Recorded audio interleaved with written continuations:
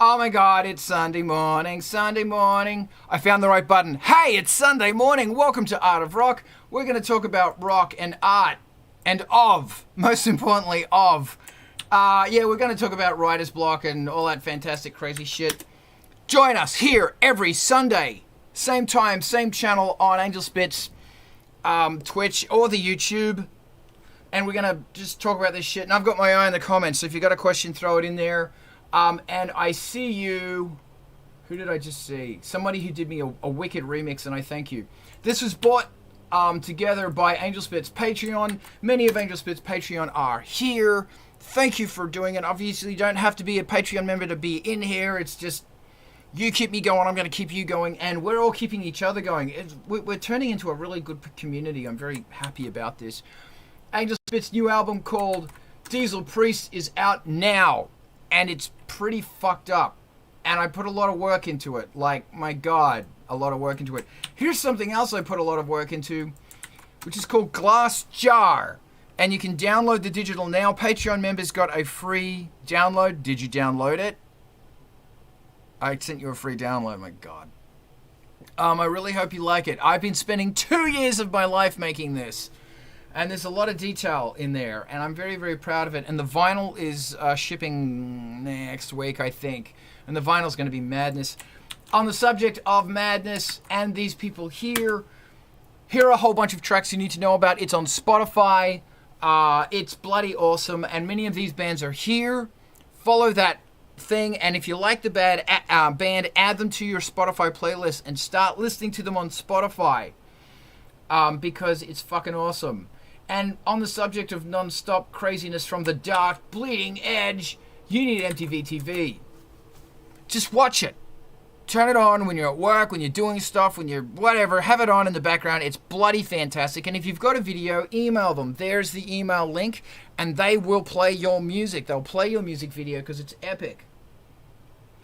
And they also have a Patreon because, God damn it, we need to support them. So go and support their Patreon as well. Couple of bucks. It's going to keep everything going because it's bloody awesome, and there are Ewoks to celebrate. All about Ewok celebration. Your mic's alive. Mez, hit me with your question. Trump me. I don't like that word. Hey! Okay, I am attempting to write an album this year, and I would like to know people's thoughts on the process of writing an album, what to keep in mind. I don't know, it's gonna be crazy, so if any support to make me feel less alone is good. Okay, I could shoot my mouth off about this for hours, but I'm going to throw the floor open first. If anybody has something they want to throw in about this, throw your hand up. Julius! Good evening! Okay, so obviously I'm still a rookie too, and I've asked this question as well several times. And I got different answers actually, and I think it strongly depends on what type of creative person you are. Many of the people here think that deadlines are very, very important. And there's this very nice spreadsheet Carl gave to us, this Excel spreadsheet, to get the proper timing for your project. I, for myself, I hate deadlines. I can't work under pressure. And I just take it as it's coming, if that makes sense. So I have solid times when to work on my project. So for me, it's on the weekends. And when I sit down, for example, on a Saturday night, and I'm planning to work on my mix or something on an instrumental, and sit down and I feel like, no, I can't just do it today. And I just do something else. For example, brainstorm for lyrics or work on a lyric you already have in process or something. But I think it's important to stay in the momentum. So yeah, that's what I got to say. Thank you, Julius. Drake! Hey. Yeah, I'm always thinking about the next composition, the next release. So my smartphone is a big tool that I use to capture ideas, song titles, lyrics, You know, I've always got that phone with me. So when something comes to me, I immediately take the time to record that down, because later on it'll be gone. You know, I have to capture it in the moment. And that's a huge inspiration and input to my actual writing, as in audio composition. Like when I sit down to write a song, I usually have a title in mind that kind of feeds into the vibe of the song. So that for me is really helpful. And I watched one of Carl's videos a while back, his church video that he did some time ago. And I was like, holy shit, that is exactly what I do. I set aside one day a week, and he talks about Tuesday in his video. And I was like, holy shit, I even use Tuesday. Tuesday's my night. And every Tuesday is the night that I, cut off work early, and my family knows that I'm going to be down in the studio, dedicated to working, whether I feel like it or not. And I psych myself up to that.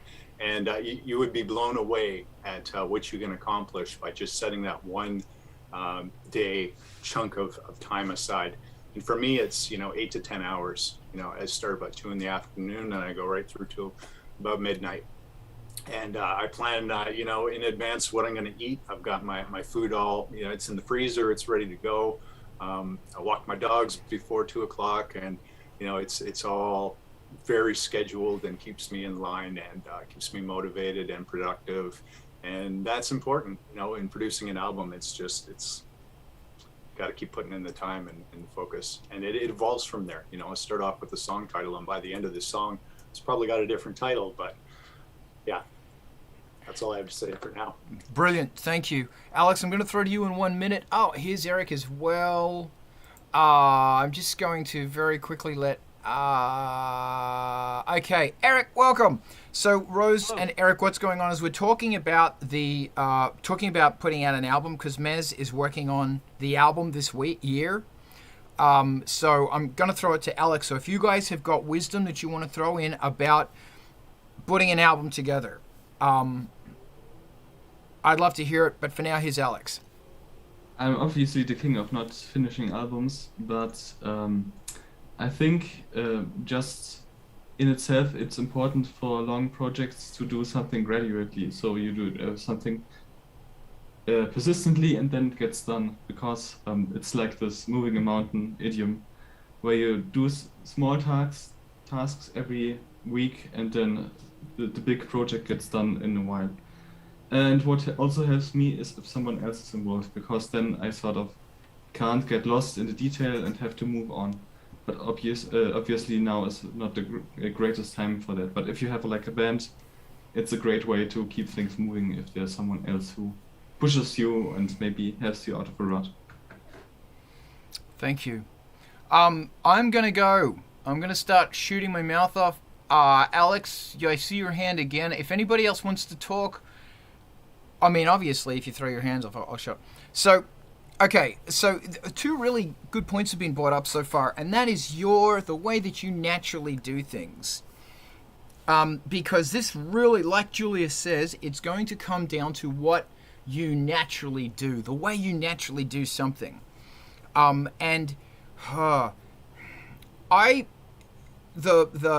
enjoyment, oh boy, I'm going to get in trouble for this. The enjoyment of writing an album, especially the bits that suck, is about as fun as doing your tax. But you've got to do your fucking tax, and there's a deadline.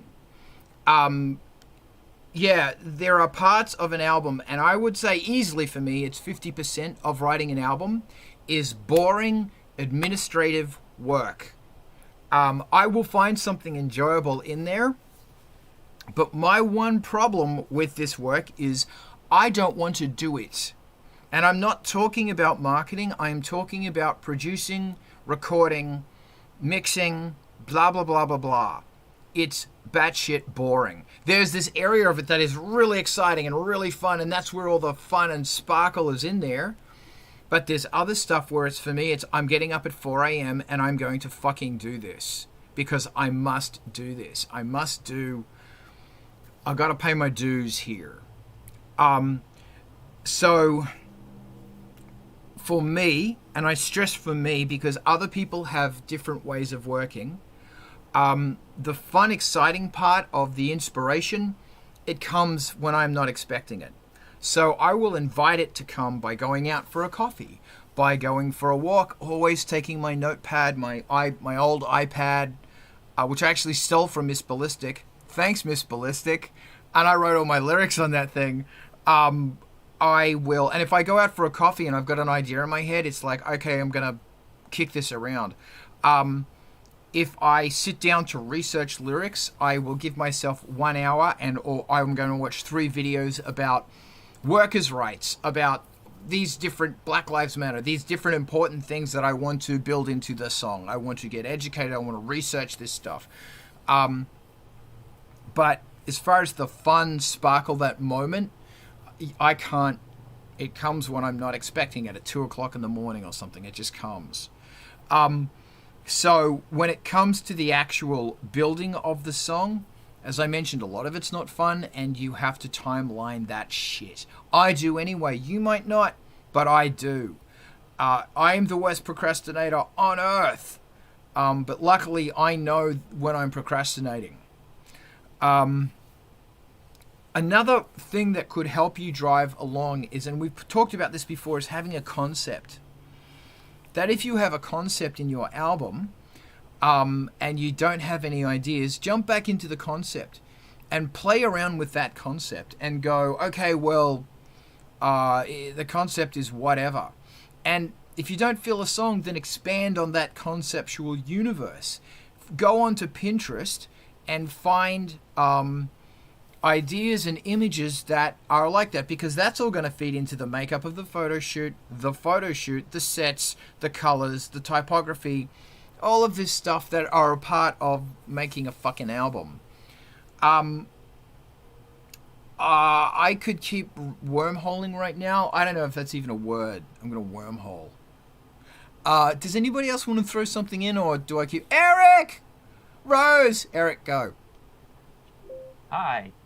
Yeah, all great advice.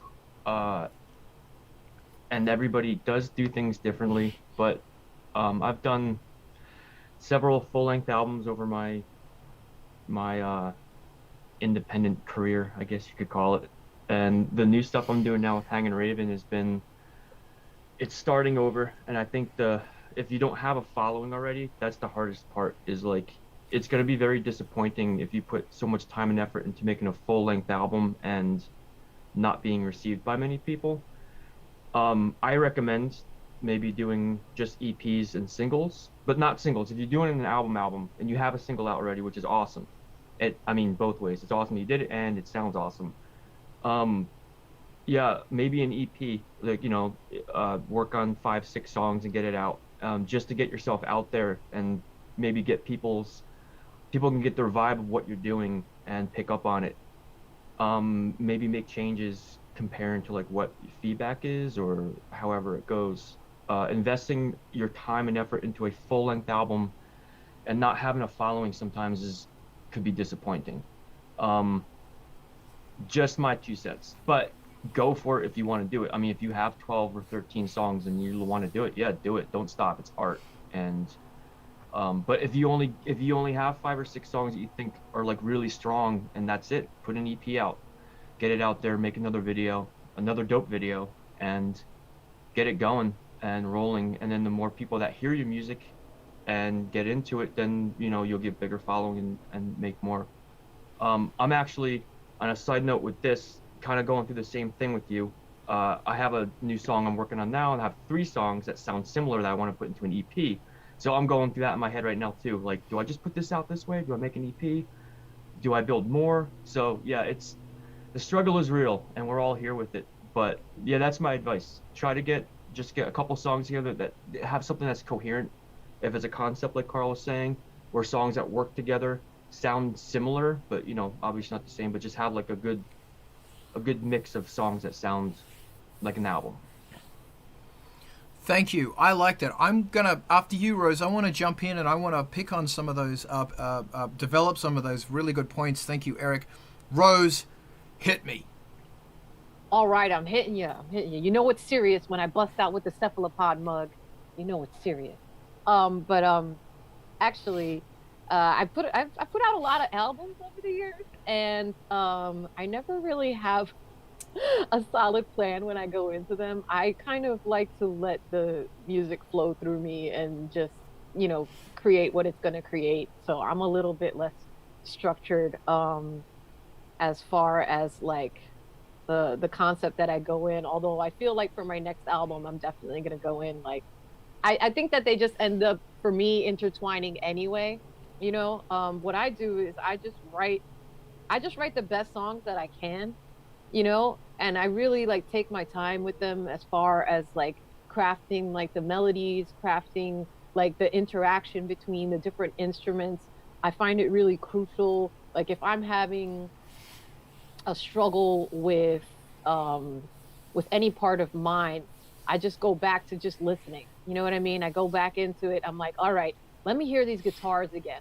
And for me, looping is really important because sometimes I just need to hear it, get into that rhythm, really feel it, and really feel what wants to come out of it for me. I kind of just go into it like almost like it's like a block of stone that I'm carving, you know what I mean? And I'm not really like carving it with the intention of making a thing.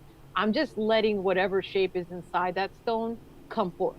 You know what I mean? Like I just let the muse ride me and I go for it. And I just put in everything that I can. And usually from the melody, from the, I'll just catch a vibe from it. You know what I mean? Whether, to see what it is that it wants to be, whether it wants to be a slow thing, whether it wants to be a thrashy thing, whether it wants to be, more energetic, more, more goth, more, whatever it is, and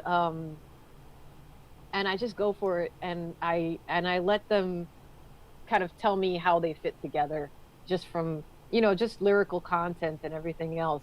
And like I've said in the past, I really like to have a really strong melody, and I really like to use rhyming dictionaries to get those good, whenever I grasp like whatever the overarching theme of the song is going to be, I start just writing down words that kind of fit within that family, and then that way you're not at a loss when you're trying to rhyme things. You know what I mean? You just have like a whole list of them just ready to go, so that way at any time, once you have that melody locked in your head, you're like, okay, all right, this is my melody. This is how it's going to go.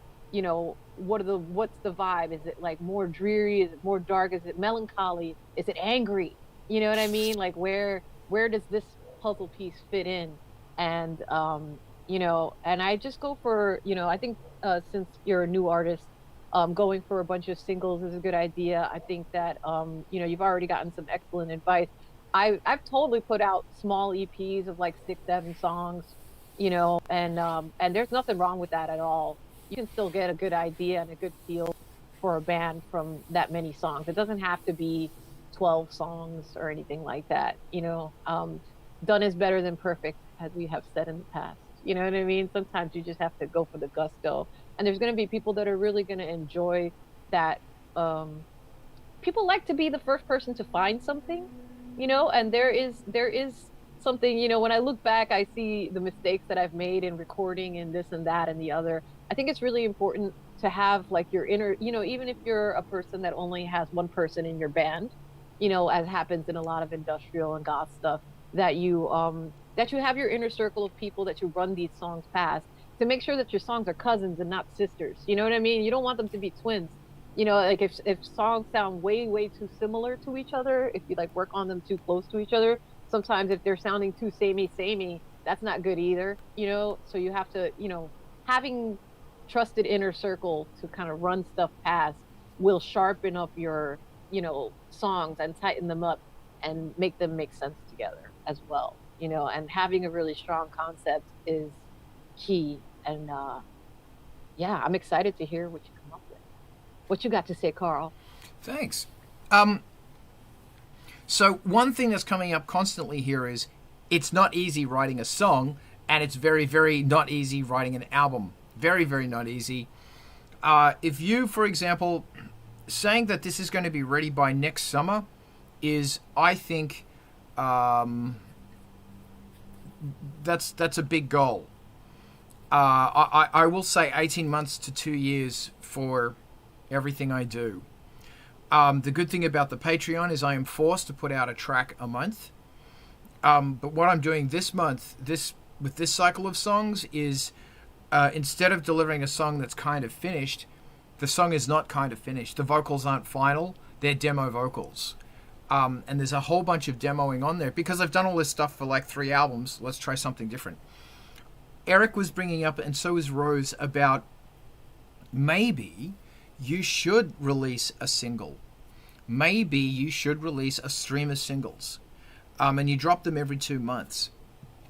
And they come with a video.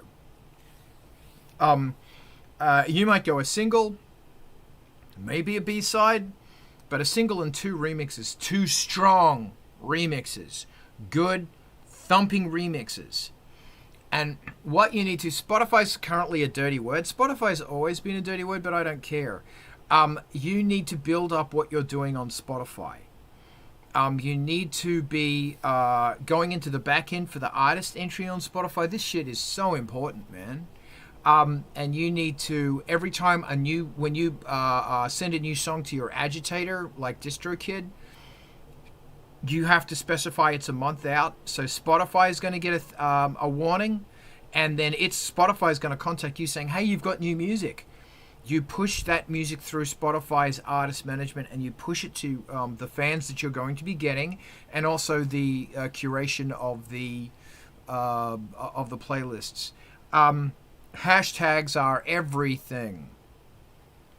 And being established as your Spotify artist environment is so critically important now. And if you're dropping a new single every month, every 2 months, with a video, I believe 4 songs, from what I have seen, 4 songs are going to do more than an album. And then you might release everything later on an album. And you might be even in a position where you can kickstart that album. But constantly getting in people's faces doing singles works. It works. 2 months to 3 months apart. That's my... I had some other thoughts, but it doesn't matter. Julia! Just very briefly, but in my mind, a very important thing. Try to stay positive on your own art, no matter how hard it is. I tend to have, or we all tend to have, certain visions for our albums or songs or art or whatsoever. And for me, most of the times it turns out completely different.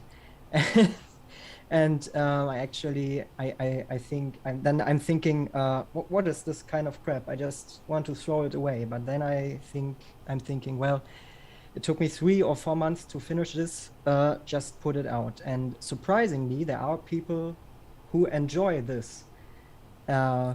Yeah, it's amazing actually. And I think it's the same for everyone else. Just try to push through this. There are people who love your art. If you don't, other people will. Thank you. That is critically important, because remember, when you're doing an album or an EP or a single, you've been listening to these songs closely for 2 years. You have been nitpicking these songs for 2 years, and you will get to a period where I hate it. I fucking hate this song. I hate this album. I hate myself. I hate everything I do. It's going to happen to everybody. You're going to hit it. When you do an album or an EP, but an album, you are going to encounter an exhaustion that you have never experienced in your life. It is a profound exhaustion where it eats away at you and it destroys you. And it's fucking terrifying. And we've talked about before, how do you overcome this? I don't know how to overcome it. You just have to plow through it. And this is the part, I was talking about tax. This is the part where you might have to be saying, on, like with Drake, on Tuesday nights, I am going to get in there and I'm going to do this. I have to force through this wall because it's going to be a wall. And the only way you will get through that wall is with fucking determination and bloody fists. I throw it to Rose. That's a really, really good point. That's really strong, and it's very, very true. The total, like, soul emptying tiredness that you will feel, it's gonna happen. It's gonna happen, and just know that it's normal, and that, you know, I have, like, for example, again, going back to the inner circle thing, I have a friend that's also been a fan of my music, and this is like my hype person, and you should absolutely have a hype person, you know what I mean? Like, somebody that's just like super down with your stuff, because when you reach, for me, when I reach those points of like, is this song even good? Like, I don't even know anymore. You know what I mean? Like, I've just listened to it so many times that I am not sure if I even like the song, you know? And then, you know, I go to my hype person and I'm like, girl, I got something for you. And I send it to her and she's just like, yeah, and she's like super into it and she's super familiar with my stuff. You know what I mean? And it's like, and I know she's not BSing me. It's not like they're only hyping you to like hype you, but they're actually like familiar with your stuff and they can really tell you that truthful, like, no, this shit's a banger. Like, this is going to be so good. I love it. This is what I love about it. You know, somebody that like will really go in and just be like, this, I like X part. I like this chorus. Oh, this is interesting how you switch this part up, blah, blah, blah. You know what I mean? And take those notes and take them seriously, you know, because sometimes you'll find some hidden knowledge in there that you were not able to see anymore because you're just blinded at that point and you've been like playing it so long that you can't like determine anything, you know, anymore. You're like, I don't know what's up or down or left or right. And they're like, nah, this shit's a banger. You're keeping this part. This is the song. You know, sometimes they'll even change the name of the song because you'll come up with some crazy artsy name and they'll be like, so this song is called blah, blah, blah, because the part that stood out to them is the, you know, is what they want to call it. And that's super important too. Listen to that shit. When somebody says, no, the name of this song is this, you know, like, oh, so this song should really be called X, you know what I mean? Listen to that shit because they know better than you because they haven't had to hear it a billion times the way that you have. So they're giving you that fresh, awesome perspective. And it's invaluable. It is invaluable to have people like this in your circle. You need to have them. And of course, if you are in a band, listen to your bandmates. You know what I mean? I'm all about letting everybody in my band, you know, be a part of it and make it better and elevate it. You know what I mean? I love the way that my guitarist plays guitar. I love the way my bassist plays bass. You know what I mean? I love the way that we all work together. We're really supportive of each other and we listen to each other. You know what I mean? So it's like, we're like, yo, this part, like, I feel buried in this part. You know, can we fix that? And they'll be like, oh, I'm sorry. Or I'll be like, you know, I'll be singing along and I'll realize, like, hey, I don't have any space to breathe. Like, I need to think about what I'm going to do when I'm doing this live. Because even if I can do it in a studio take where I can, like, easily break every little part up, you know, that's something important to think about as well. Like, if you're planning to, like, do those things live, that you can actually do them, you know? and yeah, you know, put yourself on a schedule. You know, for us, we'll, you know, when we're writing, we'll have, like, you know, weekly rehearsals and stuff, and having that time where you're just like dedicating it to, like, by hook or by crook, I will write music during this time is really important and will really force you to. And especially if you're with your band and you're paying for studio time, then you're really going to feel that pressure of, like, we got to make this time worthwhile, you know? Thank you. So that's my 2 cents. Drake, I want to go in after you. Hit me, Drake. Yeah, so important to have people that you can bounce your stuff off of and people that, you know, appreciate the genre that you're writing in. So important. I've got a couple of people in my life where I can, you know, just kind of shoot something over and go, hey, like, what do you think? You know, how's it going? And, you know, just to carry on with what I was saying earlier, you know, that one day a week, it's not always strictly one day a week. It's just that day is scheduled and shelved for that. But one benefit of doing it that way for me is that it always kind of remains fresh. I'm not getting overtired of what I'm working on if I'm not, obsessively every day, like, working away and working away and working away. And it's important for me also during that time to listen to other music so that I'm not getting totally sick of what I'm doing. Like a lot of times it's like, I don't listen to anybody else's music. It's like I'm listening to my own music all the time. Like get in the car, it's like I'm listening to my mixes. And I have to remind myself, like listen to other music, clean that palette so that I can be more objective when I'm listening to my own music. And another thing in my writing is that when I sit down on one of these Tuesdays, I'm typically focused on one song. And then the next week, I'm shifting over to another song. So it's always fresh as I'm moving along. And that really helps me. I'm coming to the end of finishing up an album. And for the first time, I'm sitting here at the end and I don't hate it. I'm actually really excited about it. And yeah, these things work for me. Awesome. Eric, I'm going to throw it to you because I forgot what I was going to say. Eric, go. Yeah, just to touch on what Drake just said quickly too, is listening to other music. And for me, what helps is listening to completely different genres to get my head out of what music I make or the genre that I pursue. And I'm a big music fan of like every genre. So I like to throw in I love old jazz. Fats Waller's like one of my favorite musicians of all time. Scott Joplin, Ella Fitzgerald. I throw stuff like that in classical. I'm a big Paganini fan. I like to throw stuff on like that just breaks my mind from the mold of what I'm working on and maybe free it and different ideas come in. Like, oh man, yeah, that's interesting. That just popped in my head. I don't know where that came from listening to some music that is not what I'm doing. Just to touch on what Drake was saying with the listening to other music, I was going to say what I like to do towards the end, like if you're putting outside of singles, obviously you're working on one song and you're putting it out. But if you're doing a collection of songs in an EP or a full album, I like to not finish the songs as I get them done. I'll get them done to the point where I'm happy with the way they sound, and then I'll just rotate through the songs. And I'll listen to, like, say I have 5 songs, I'll go through one song and do minor touches, fix things up. Then I'll go to the next song and I keep switching it up instead of just pounding away at one song because it keeps your mind going.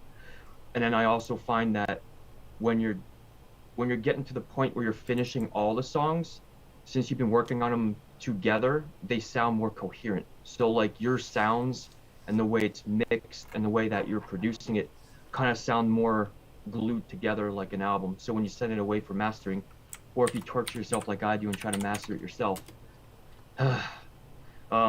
it sounds better and just like glued together and like a whole, because you were working on all those songs together and you're finishing them all at the same time in the same pace.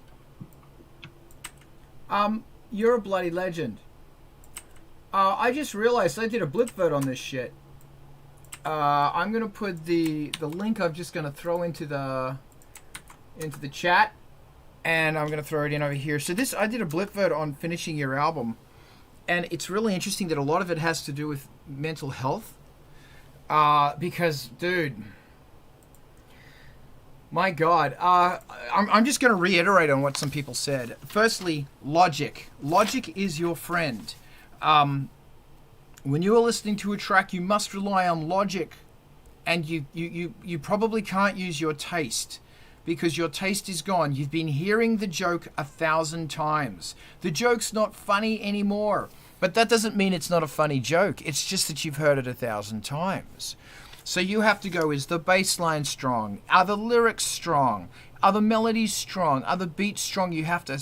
and this is an area that I'm really grateful I have a musical education, because I can take a step back, analytically look at it and go, there is a strong song here. I have lost the ability to hear the song. And that's what sucks about writing an album, is that you're going to lose the ability to hear it constructively. You're going to hear a whole bunch of noise. You can't hear anything anymore. You have lost the ability for taste. It's gone. And that's going to happen at the last part of the marathon, you know? You just got to keep going. And I'm also going to point up on the really important thing that, you know, don't listen to music in the genre at all when you're in the writing process. Like when you're in the chunk of production, whatever your genre is, don't listen to it. And, you know, I've got my Stevie Wonder go-to list, Kate Bush, da-da-da-da-da. And that's the stuff I will listen to that, you know, it's not just because it's bloody great music. It's also, this is what they did with their vocals. This is how they mixed the kick drum and the bass. This is what they did with backing vocals. It's also stuff like that. I think it's very important to avoid genre related music when you're writing an album, when you're writing tracks, because you start to piss in your own pond. Do not listen to your music under any circumstances, because, well, that's what I think anyway. You just do not want to. You need to feed your brain something new, because shit starts getting inbred. That's all I got. Does anybody else have anything they want to throw in?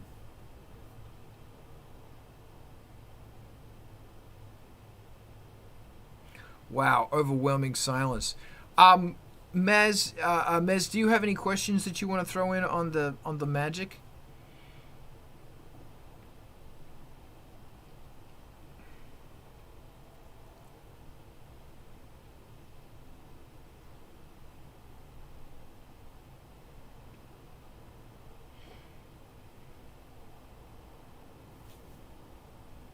All right, cool. Copy and paste that URL to the YouTube channel, YouTube thing about writing an album, and I will be publishing this one later today, so you can go back and refer to it. Does anybody have another question or something else they want to bring up, or anything related to rock? Drake.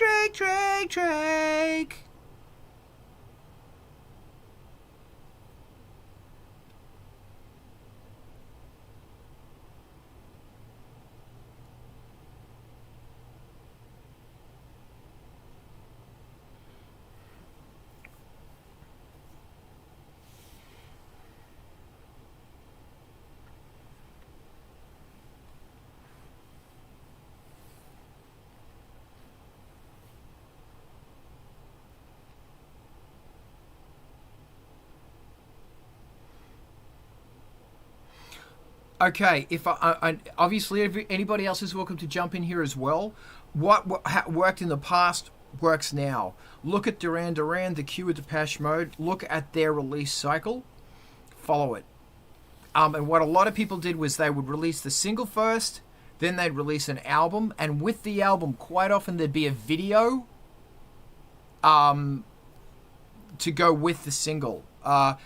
What Duran Duran used to do actually is they would release a single with the album, so that when the album came out, there was a video and a single to go with it, because da-da-da-da-da-da.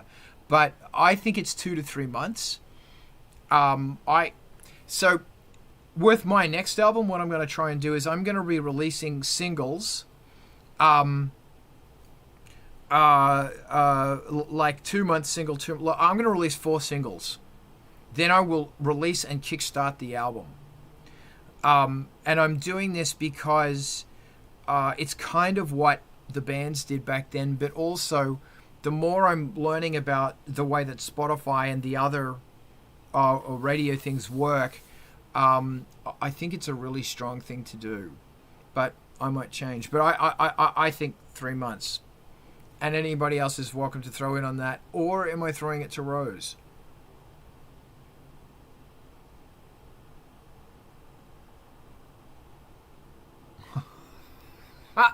I could hold that look all day.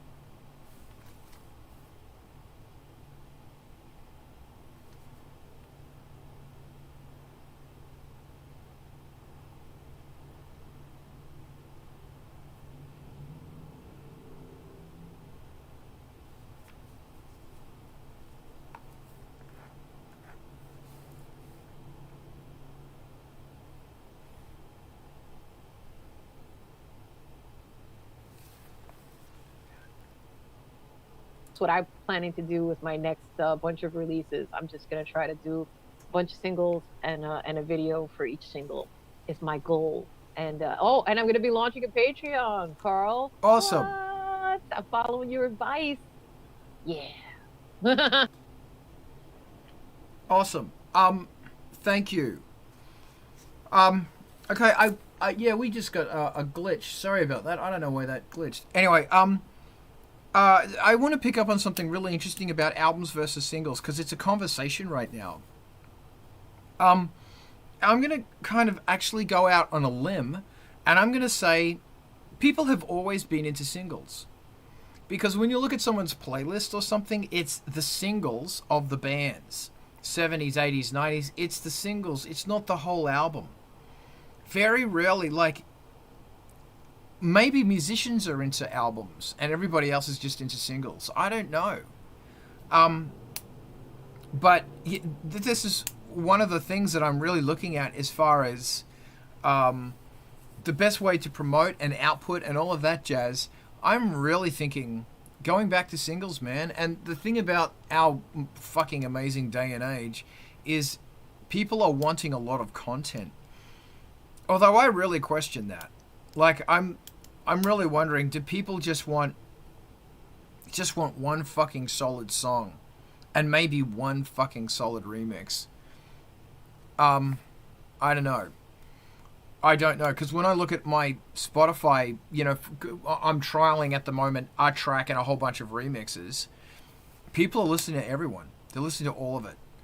I'm just going to shut up and let Mez take over. Just on the note of like albums versus singles, I don't know, like personally I've always loved listening to albums because like I grew up listening, like buying CDs. I'd buy like a CD every month, and that was like what I would listen to, and you like listen to the story that the album creates, and like sit with the artwork and like read through all the stuff, and like I don't know about everyone else, but to me that was super exciting, and that's like how I like unwrap the mystery of this like cool artistic thing that someone out there was making.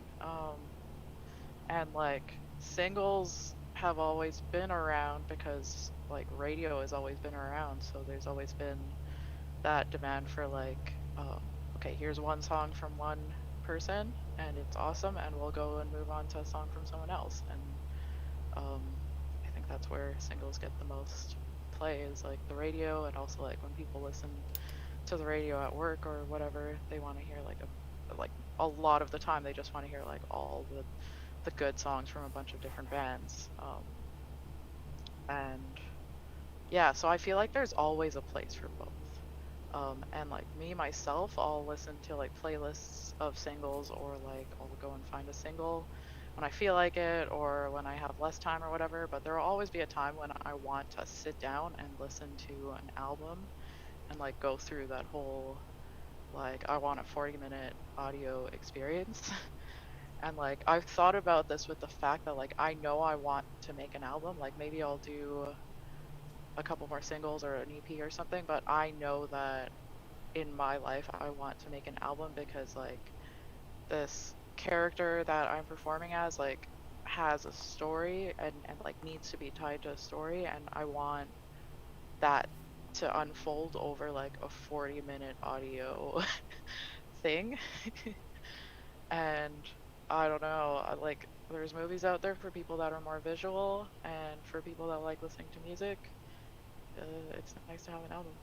So yeah, my takeaway is that there's room for both. For sure, absolutely. Thank you. Bros, I'm going to go after you if that's okay. Julius! Yeah, funny thing is that before I became a serious musician, I used to be more of a single person.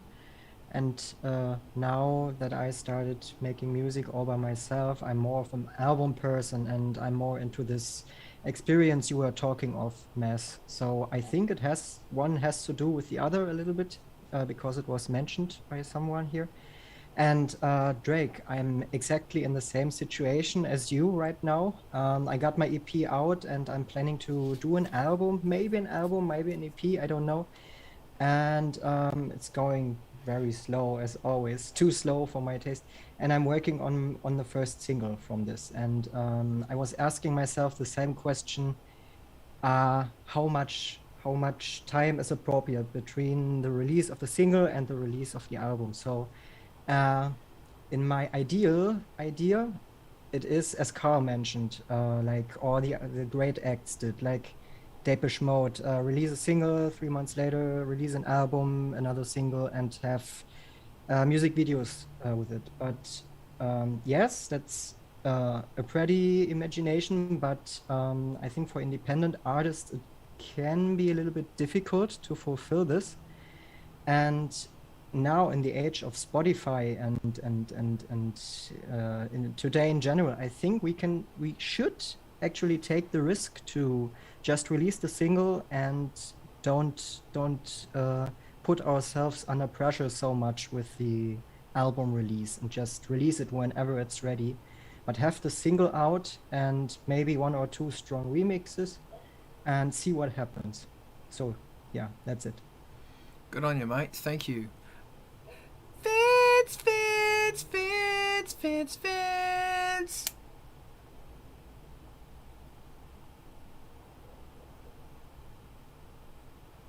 Sorry, my wife just sent me a text message. Apparently she's watching the show right now, being amused. As far as singles versus albums goes, the first thing I did was release an EP.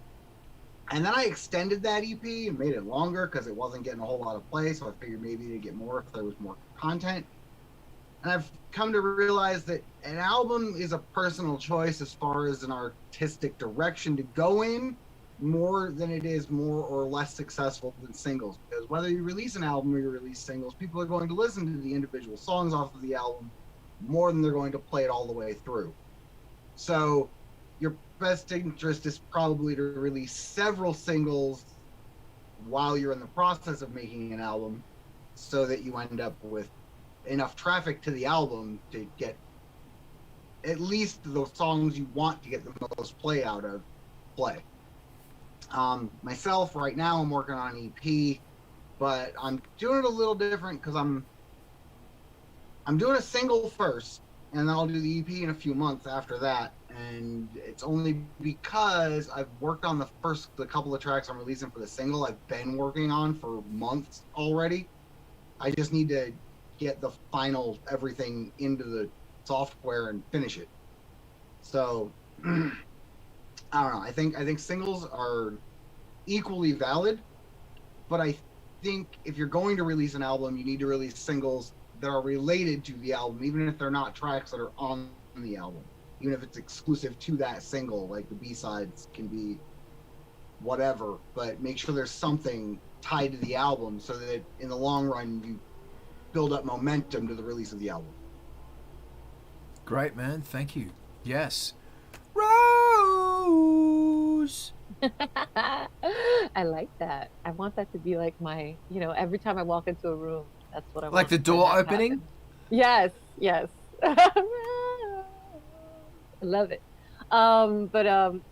Yeah, no, I think that Mez, that's pretty much like how, like in like 90s, early aughts, that's exactly how people experienced music. It was all about like the full album. You know what I mean? Like I feel like amongst my friends, it was really like you were a poser if you only knew the single.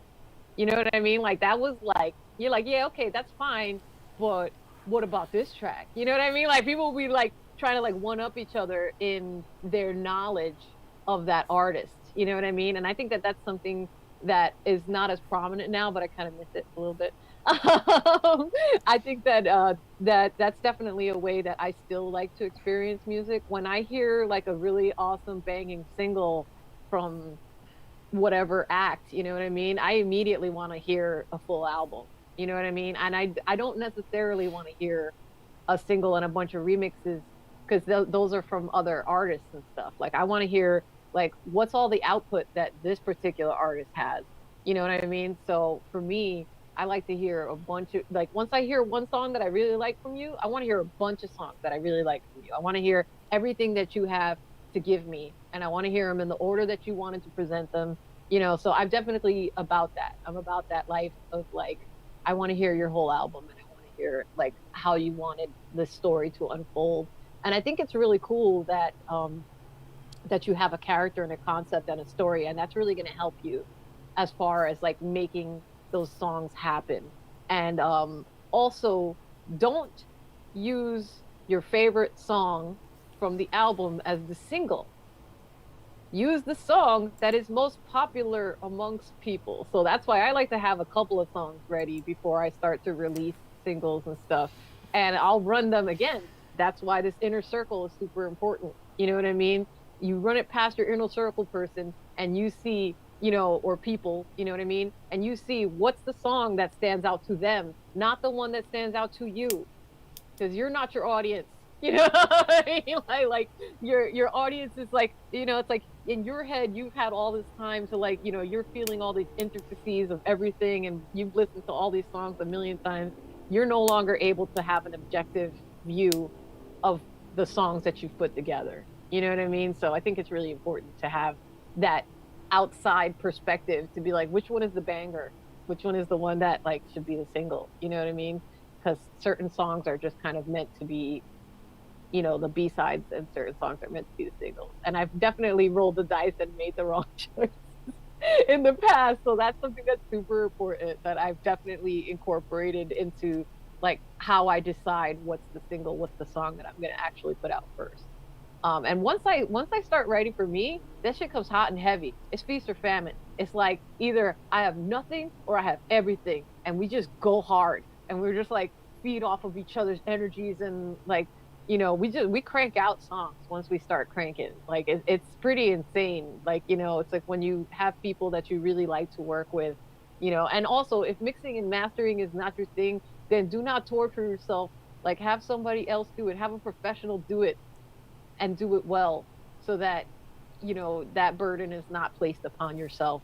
And you know, somebody that has more experience and more objectivity, you know what I mean, can handle it. You know, I don't like to mix and master my own stuff. I don't do it like I used to back in the day, and that is why I have a lot of poorly mixed and mastered songs from when I first started. But you know what, I still love those songs, and this is why.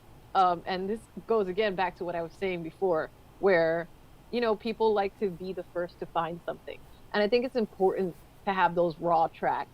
You know what I mean? Because there's a certain honesty in that rawness that you can't get later on once you're more polished and once you're more perfect. You know what I mean? There's a certain energy. Like, I had a song called Sunday Best that was, like, you know, a total rager live. Like, live, this song, like, crushed. It was insane. And the audio was really rough for it, because we recorded it in, like, a basement. You know what I mean? Like, it was just, like, it was crazy. I'll have to find a photo of it so that I could send you to show you guys just how janky. Like, my drummer forgot to bring the frame for he had, like, electronic drum set at the time, so we, like, duct taped it to, like, PVC pipes and, like, pillowcases and random stuff, and it was crazy. It was a total junk pile. But you know what? I really love the audio, and I really love the way the vocals sound on that song. And we recorded it, and we didn't actually like it. Was a better recording, but I actually didn't like it, because I was like, no, like, there's a rawness and a beauty to the rawness of these vocals that could not be replicated. I'm sorry to interrupt. Yeah. I just have to duck out for just, like, 2 minutes. Once you're done, Rose, can you throw it to Eric, and I'll hopefully be back in a few minutes. Yeah. No worries. All right. I think that's what I got. And Mez, does that you have anything to comment on that, or should I just drop it over to Eric? Mez is like, nope. Okay. All right, Eric, go. Yeah, just to touch on what Rose said with the single stuff, is sometimes your best song's not the popular song, and you should definitely have your inner circle listen to demos or whatever you're working on and see how they feel about them. because a lot of times I absolutely love one of my songs, and I think it's catchy.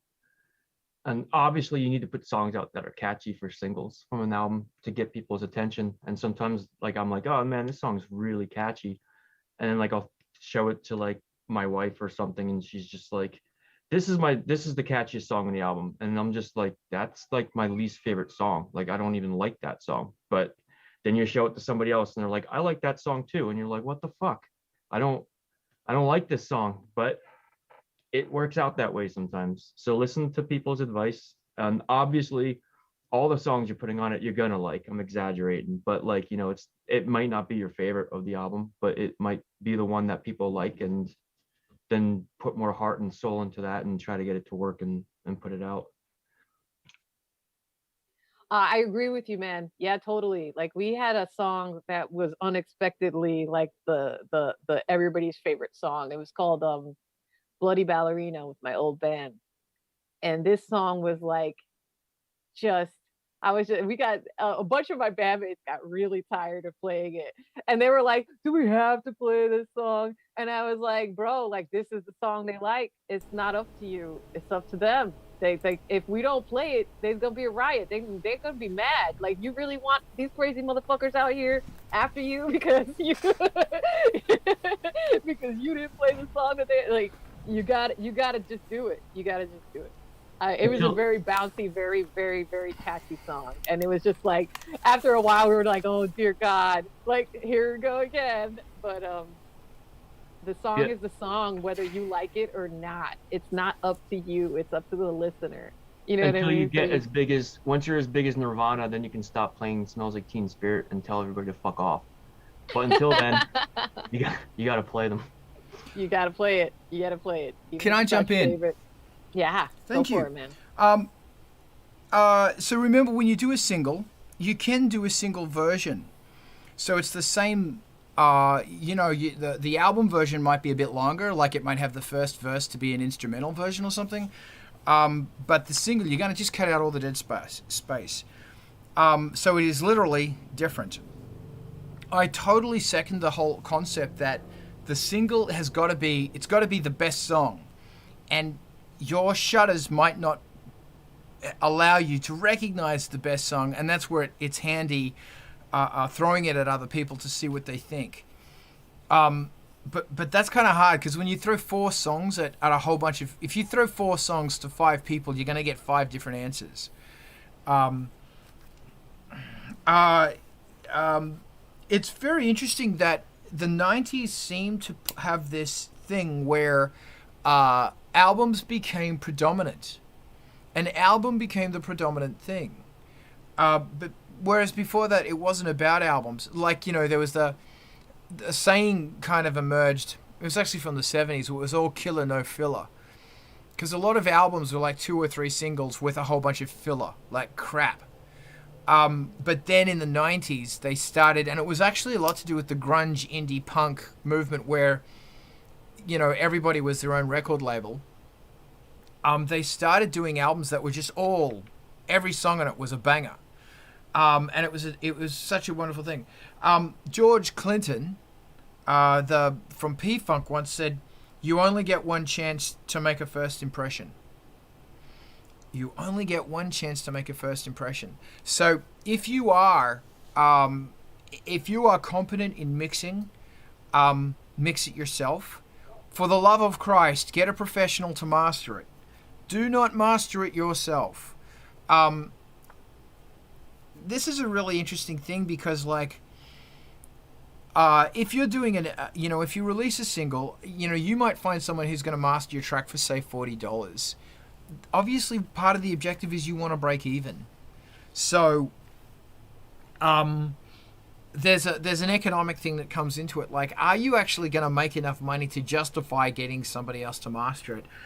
There are electronic mastering facilities, etc. online, like e-mastering, where you can get an AI to master it. But I haven't had enough experience with that. One of the guys who sent in a remix actually got it mastered, and it was fine. He got it mastered on an e-mastering thing, and that was done by an AI, and that's fine. I know, some other people do use them. I don't know enough about it. You might want to look into it.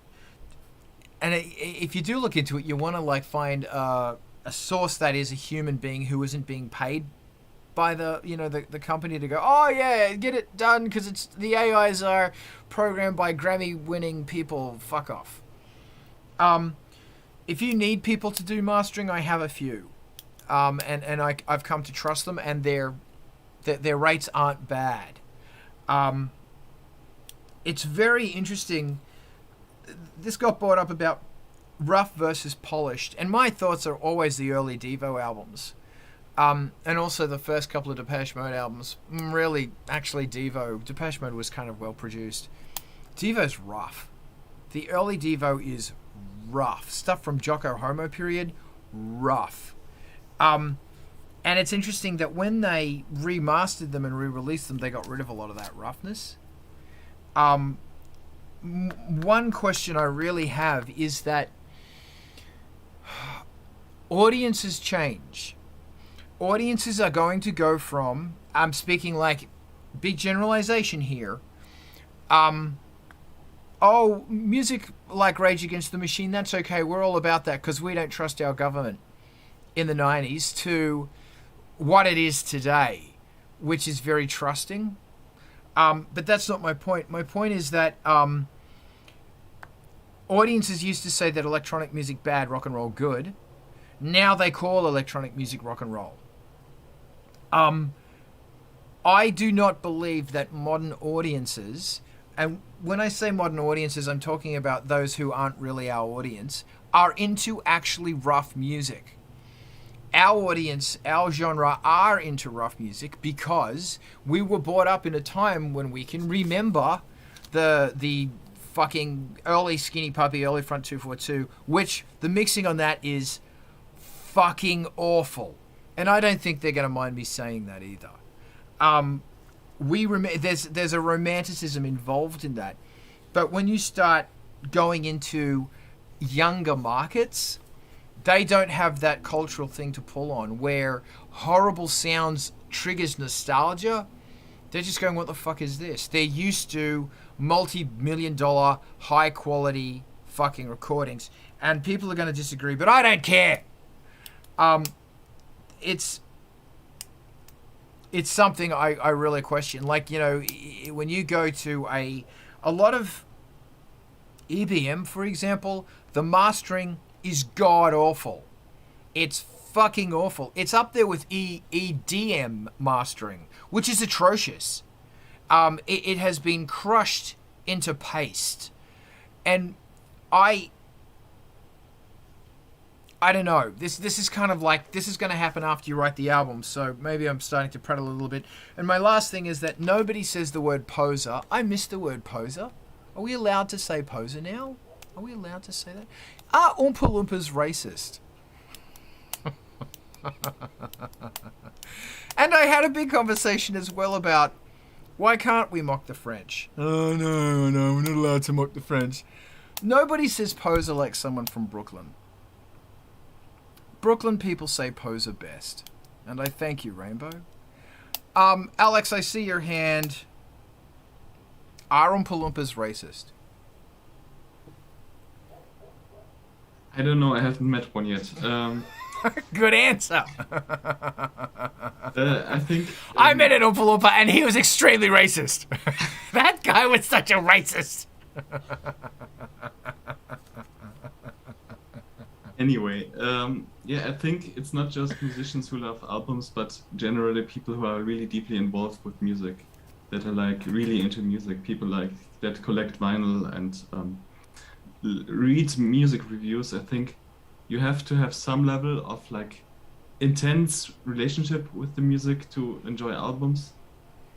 If you just want something to party to, you're probably more a single person, or like something to listen at the radio. So I think it's not just musicians, but I think musicians obviously have a deeper connection to music in general. That's what I wanted to say. Thank you. Eric. I was just circling back to something else too. I was going to suggest, we were talking about mixing and mastering, and I think unless you have the money to pay somebody to mix an album, you should mix it yourself, especially being electronic musicians that we are, and we are capable of doing it, I think, and sending it out and listening. Mastering is a different thing, but like mixing itself, unless like you're on a band and you have guitar players and bass players, maybe people who don't sit down and produce the music and listen to it and get it going. I think mixing your own music yourself gives it a little more feeling and touch to what you want to go for, and if you're capable of doing it, to do it. And then, like Carl said, mastering is send it somewhere. But that was it. Thank you. Can I just really quickly, forgive me, Rose, if I can just jump in there really quickly. Eric, that's such an interesting point, that getting somebody else to produce your album is great because, you know, but the problem is when you go from producer to producer, your sound is going to change drastically. It is. You are defined by your sound. And it really is the same thing with mixing. So it's interesting you bring that up because, like, I'm in, you know, you don't want to put out crap, but hey, Frontline Assembly did for their first few albums, and that crap sound defined their thing.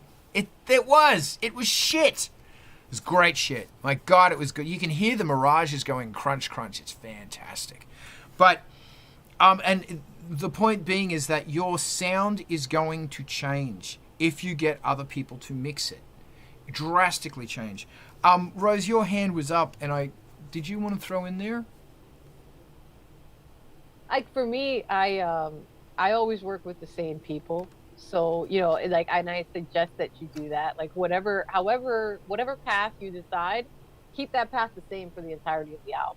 You know what I mean? If you're going to do, you know, what I usually do is I'll do like a rough mix and I'll send it to my guy, and then we'll go back and forth and stuff like that. And you know what I mean? This new track, Boogeyman, I actually had somebody else produce for the first time, and that was actually really fun, and it was really different. And it was Zian Murder from the Amatory Murder, and he helped record some of the tracks also. And you know, just, you know, as we were just like over at his place, you know, he was just like, you know, chatting with my guitarist, and he was just like, hey, you know, what if you decided to just do this here? You know what I mean? And it was our first time really like doing something like that and taking notes like that. And I think we ended up having a song that really sounded different and was really really stood out from some of our other songs. So I'm really happy that I did it. You know, I just like working with people that I vibe with, that I trust, that, you know, I'll listen to their stuff and the stuff that they've mixed and mastered and stuff. And I tend to just work with the same people a lot because it's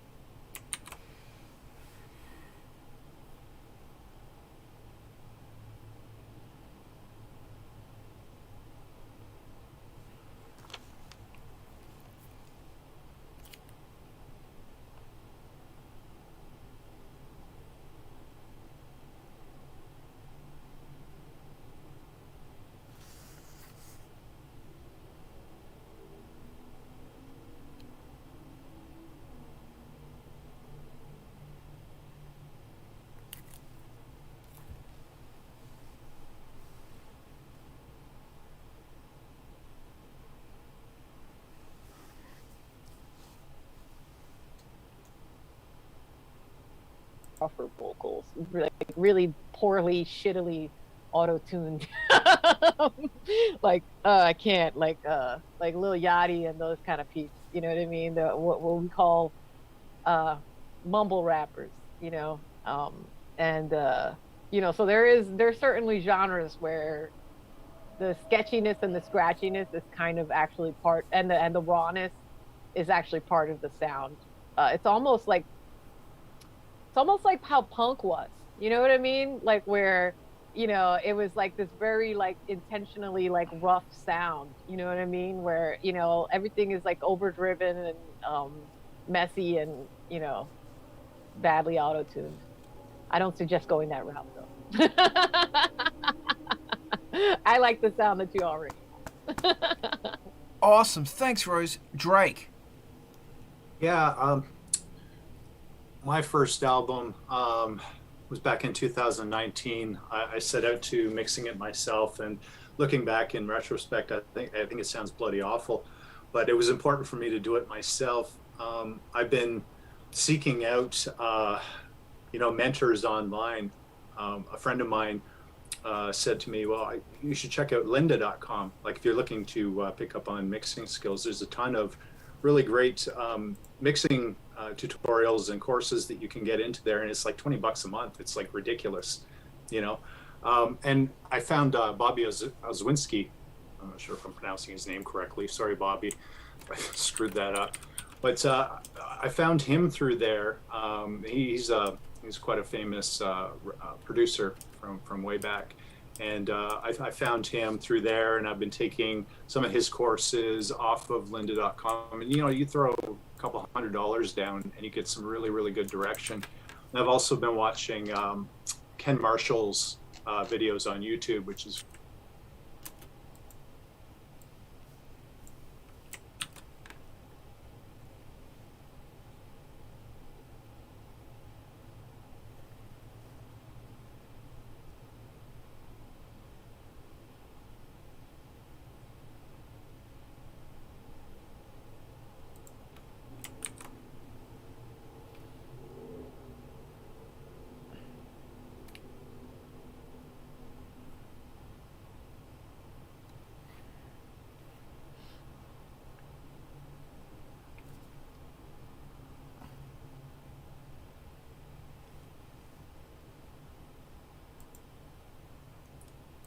I'm still seeking out, other music producers online and just watching their videos and getting little pieces of advice here and there.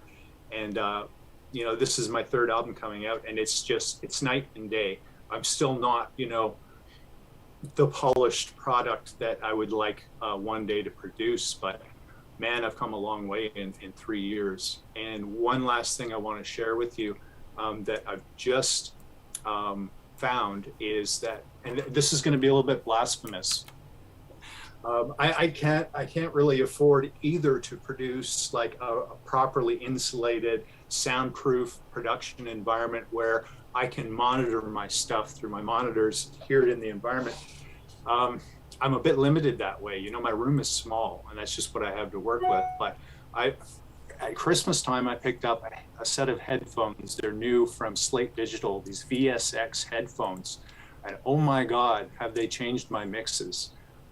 Basically these, and they're sold out everywhere right now. There's more coming in this year. What year is it? Essentially these headphones, through the use of a plug-in, they model all of these world famous studio environments. So through your headphones, it's like you're inside their studio, hearing through their monitors. You can even preview what your mix is going to sound like in a nightclub. It's mind-blowing. I sat down on this single. I spent about a quarter of the single, and it's just amazing. Like, it sounds so clear, so great. I sat down to mix this thing, and I'm in Steven Slate's studio mixing this, and it's so weird. I'm like, this is garbage. Like, it just doesn't sound right. And I was like, okay, I'll go with it anyway. And I worked with this mix for a few hours. I took it to my car. I was just like, holy shit, dude! Everybody needs to get a set of these headphones. Steven Slate's VSX headphones. They're magic. They're a little bit pricey, but worth every penny. They're about $700 for these headphones. And thanks. That's all I got to say. Amazing. Hey, if I can really quickly jump in, I did a blipvert on mixing there. Boom! And it goes for 35 minutes, and I swear a lot because that's how they go, right? So there is something about mixing. Eric! Yeah, Drake, if you ever want a second pair of ears, I think helps too. Sending rough mixes on, and Julius wrote in there too. Send a rough mix to me, man, and I won't mix it for you, but like, because like you want to and learn, but like just a second pair of ears sometimes gives you like, this is a little high, this is a little low, whatever. I'm sending one my way, man. Also, couldn't recommend more of what you also said. I don't have money for $700, but equipment is so crucial to mixers and hearing what's going on, and that's like the one thing you shouldn't skimp on if you're skimping on things. It's usually, if you have good instruments, even VST, have the instruments to make the song and the means to hear it. It's way more important than having reverb plugins and reverb extras and chorus extras, because if you don't have a good base for what you're doing, whatever mixing and mastering you do is never going to fix any issue that you have. Like I have a couple KRK Rocket 5s for my monitors and some old Sennheiser HD 280s I've had for like 10 years, and they're still like my babies. And another good thing to do when you are mixing and trying to get the levels good and the way you want the sound is to bounce that track onto an MP3 or a WAV file, I mean, coming out of your system, and then listening to it on like my $15 computer speakers. And as you're doing that and you can hear it, and it's like, man, this sounds really good on these cheap computer speakers, it's gonna sound good also through whatever means you're doing it. And then you can hear like the differences on your cheap speakers and be like, oh man, that sounds really bad on that, that's so low, as opposed to going through other things. And then the other thing is, mixing on your headphones and mixing on monitors is completely different. And if you're mixing on your headphones and you're just releasing stuff, it's gonna sound like shit until you hear it through your monitors and go back in. Then, like, I prefer mixing on my headphones. I do everything in my headphones, but then my final mixes of what I'm doing is through my monitors. And then you bounce it out and listen to the cheap speakers. It's such a process, and that's the thing, like, a lot of people only hear your song and have no idea what it takes to get to the point of that finished product. They just want to hear the song, and it's just like, man, it's such a process. But yeah, different speakers, bounce it out, listen again.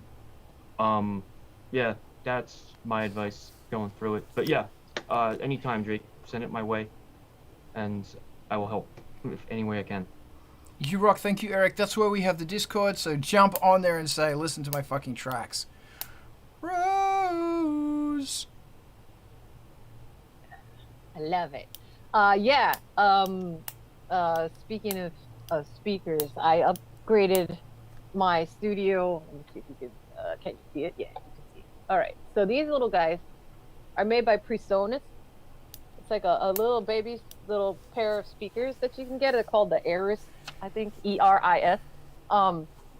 Really, really not super expensive. Great balanced monitors. Really nice. So I'll put a link for you guys if you're looking for, you know, just like something on a budget, you know what I mean? Like it definitely made my mixing totally different. I was like, oh, okay, because I was doing a lot of mixing through headphones because that's just what I had. And as was suggested earlier, getting a good pair of headphones is great. Also testing it on your shit ass crappy earbuds, you know what I mean? Like play it back. And when you record your, you know, when you're writing your vocals, feel free to go nuts on your effects and all that good stuff. When you are recording your vocals, you must record those vocals clean and dry. They must not have effects on them. You have to have them just clean, and you add your effects on later on. So get used to the sound of your voice, no effects, because it's different. You know, you're gonna be like, oh damn, all right, well, you know. But I promise you they will sound better in the end when you do your mixing and stuff like that, and your mastering and all that good stuff. And anybody, you know, if you, and also when you give it to somebody, they're going to be like, make sure everything is zeroed out and balanced and clean and dry when you send it to your mixing person, if you decide to have somebody mix it, because they are going to be pissed off at you if you, you know what I mean? Like send them a bunch of affected vocals. They're going to be like, what's this, you know? So yeah, that's something I had to learn when I first was doing music. So this is my way of leaving you out of that embarrassing experience of sending super heavily affected vocals to somebody and they're like, yeah, these trash, can't use them, you know. Do it again, you know. Like you can send them that as an adjunct, you know what I mean? You can be like, okay, you know, this is like the sound that I'm going for, you know what I mean, but here's the clean vocals, but this is what I want it to sound. You know what I mean? Or this is the effect I use, or this is the plugin, or whatever. You know what I mean? Like, you can talk to them and they'll make it happen for you, or you make it happen for yourself if you're mixing it. And if you're going to put out something that's like, more raw, like if you're, like let's just say you're a musician and you don't have a lot of money or whatever, just feel free to just, and you have to mix and master and do whatever yourself, then just release it with the word demo in the title so that people know that that's what it is. You know what I mean? Just be like, oh, this is the blah blah blah demo. You know what I mean? This is the demo album. So then the people will cut you a little bit of slack. You know what I mean? Where they're like, okay, this is a new artist and this is their demos and I see the potential here. You know what I mean? Like people that are the people that like to be those early adopters of stuff are gonna understand that that's what it is. So yeah, that's what I gotta say about that. Thank you, Julius. And Eric, if I can jump in after you, Julius. Yeah, again, I'm here to give feedback on your mixes and on your demos as well from everyone. I'd also love to mix someone else's music, so it's good practice for me actually. And another tip on mixing or an experience I made was in my very early mixes, I tended to have a certain goal, of course. I had a certain sound in my head, and I thought I had achieved that sound. That was not the case. I was listening to my finished track, and it sounded good to me. And yeah, as soon as the track was mastered and I came into the situation to listen to my track and listen to another track that professionally produced, mixed and mastered track, it didn't sound like what I had in my mind at all. So my advice is to attack this in your DAW, to pay attention to balance. For example, you have your mix in your DAW, put a parametric equalizer on it, something that visualizes your frequencies very well, and you put your reference song into the same project, and then yeah, I'm missing the vocabulary, but try to balance. Sorry? A-B? It's called A-Bing it? Compare. So you go from, yeah. You need to compare. Yeah, that's what I wanted to say. Beautiful, man. Thank you so much. Eric? Yeah, that's excellent advice. Is if you have your track that you want to sound similar to, that's exactly perfect what to do. Look at the EQ levels of the different frequencies and try to match it. Perfect. I was gonna jump in just quick with the what Rose was saying with vocals, and I definitely recommend also record everything dry. But there are exceptions, as there's exceptions with everything, and one of them is if you're trying to get into character or sing or get those vocals down, sometimes effects will help. If you have an idea of what the effect is in your head that you want to sound like, put those effects onto the channel and go on the microphone and record them like that, because you can keep recording your track over and over. And then once you start hearing how it's gonna sound and you know how to do the vocals with those effects on, you can just mute those effects on it and then record the vocals how you were just doing it in your head and then add those effects back on.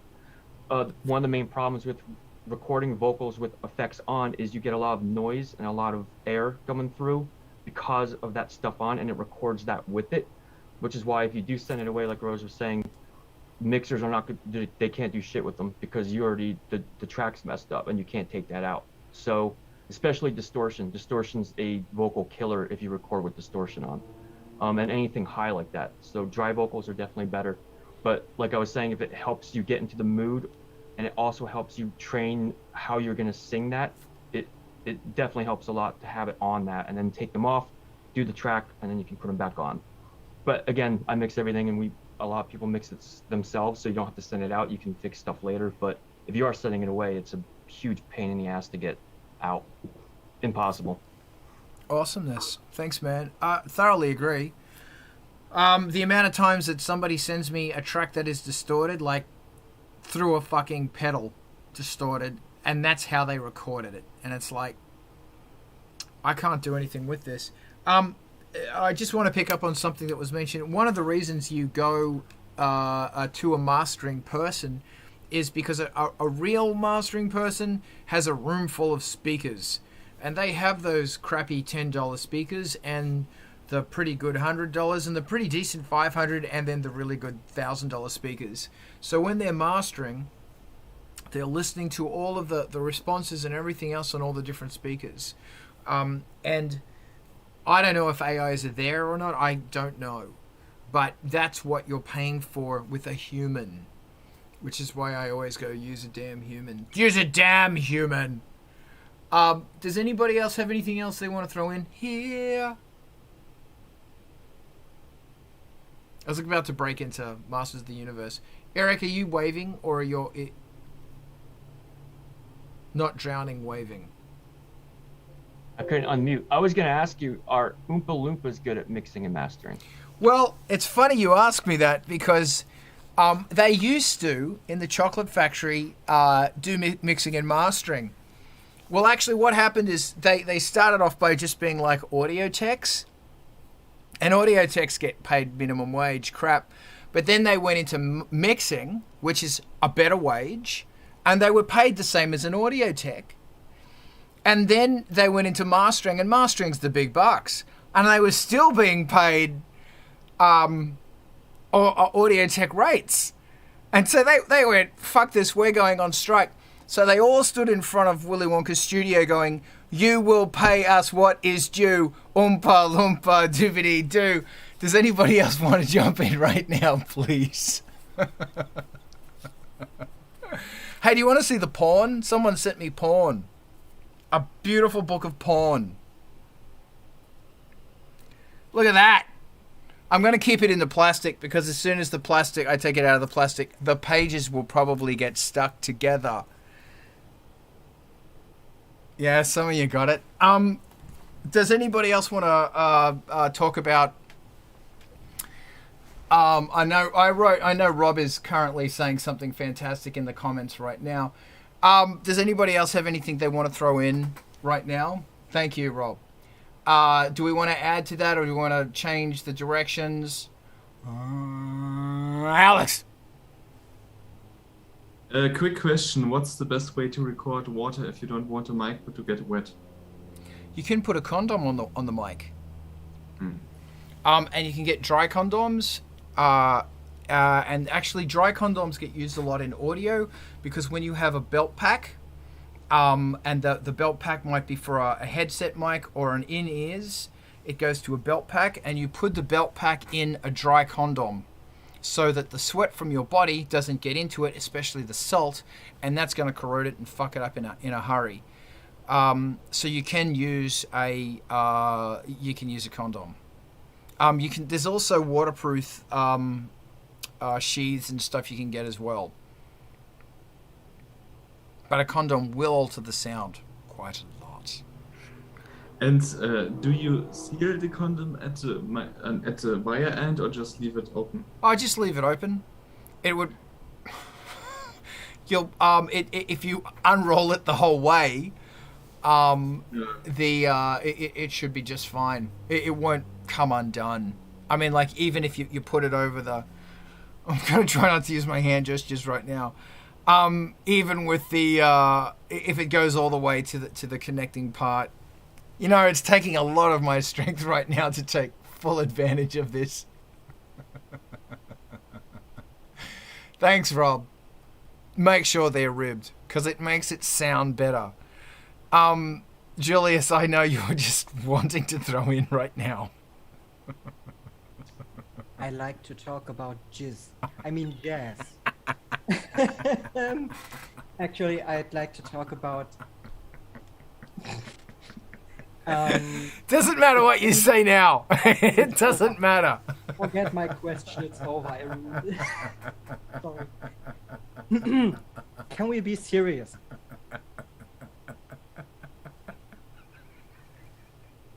I'm sorry. Okay, so some of the people here used to play in a band. I did too, like 15 years ago or so.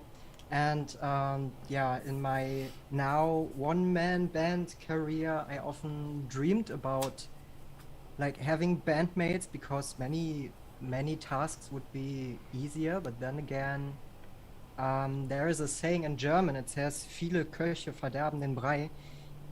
Translated to English, many cooks spoil the soup, or something. And if I would work with other musicians, there could be possible like arguments about the sound or the direction of the music and stuff. And I was just wondering, how did you work in your bands if you were to play in a band, or how could this possibly work for artists that are very concerned about their idea of music? Thank you. Eric, can I go after you? Eric, go. I was just gonna say, don't do it. Yeah, with the way your sound is and the way you want something to sound, that's people are going to alter that, and they're gonna have their own input, and they're gonna have different ideas. If you want somebody to throw guitar tracks on what you're doing, that's different, because you can be like, this is what I want it to sound like, this is the idea I'm going for, and then you have your friend or whatever do it.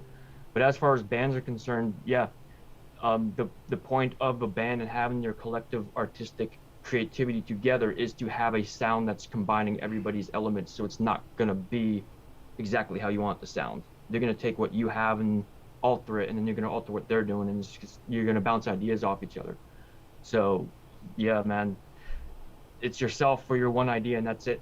But if you want to have people add to your track, like, you can have them add to your track, but they are going to alter it, and there's really, without sounding like an asshole, there's nothing you're going to be able to do about it, because it's going to be a collaborative effort. Thank you. Ozzy Osbourne once said, a great band is a pure, perfect democracy led by a dictator. And I believe that is the truth. If you were going to... Okay, so there's a thing called the Memphis Rule. Is it the Memphis or the Nashville Rule? I think they're different. Anyway, the Nashville Rule says... No, it's the Nashville Rule. It's a writing thing that everybody who is in the room at the time of the writing the song, because breaking up royalties is the biggest pain in the ass, trust me, gets an equal cut. But that works only if everybody is actually putting in. A band's going to work as if everybody is vaguely going in the right direction, is respecting each other, and is willing to put their egos on the shelf for the betterment of the song. And the greatest rock and roll movie ever made is Some Kind of Monster by Metallica. It's bloody amazing, and if you haven't seen it, watch it, because it talks about three blistering egos absolutely going to loggerheads to the point of them needing counseling. I've been in fistfights in bands. I've been in all sorts of fun shit in bands. I've seen bands have fistfights and guitars in faces on stage over dumb shit, but it's ultimately creative. I think if you are in a position, because I'm currently trialing working with other people as well, and it works because I have to train myself to say, that's a great idea, let's try that. And that's hard, because being a sole person in a band, you are by nature a control freak. So to entertain someone else's suggestion when you have an idea about that part takes a lot of control, but understanding that their idea is ultimately in a galactic maybe as good as yours, and it's definitely different. And that's what the great strength is it's something different. It's something that you couldn't think of.